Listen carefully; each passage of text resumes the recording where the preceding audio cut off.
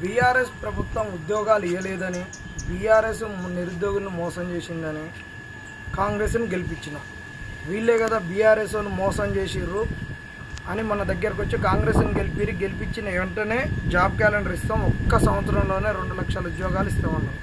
2 లక్షల ఉద్యోగాలు వద్దురు నాయన, మాకు జర గ్రూప్ 2లో 2000 పోస్టులు మీరు అన్నట్టు గ్రూప్ 3లో 3000 పెంచితే అన్నాం.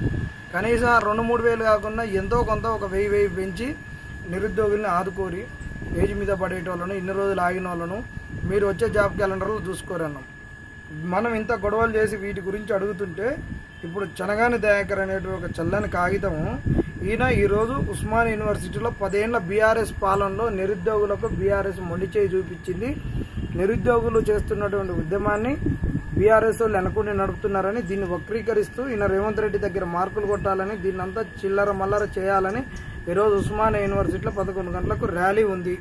దయచేసి ఈయనకు బుద్ధి చెప్పడానికి చాలామంది అక్కడికి వెళ్ళి ఉస్మాన్ యూనివర్సిటీలో ఆయననేం అడ్డుకోవాల్సిన అవసరమే లేదు.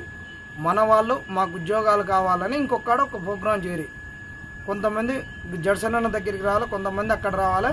లేదు అంటే ఇక్కడ అశోక్ నగర్లో ఉండేటోళ్ళు కూడా ప్లకార్డులు పెట్టి చనగాని దయాకర్ నిక్కపడతారు అని చెప్పేసి ఇక్కడ కూడా ఒకటి చేస్తే మంచిగా ఉంటుంది.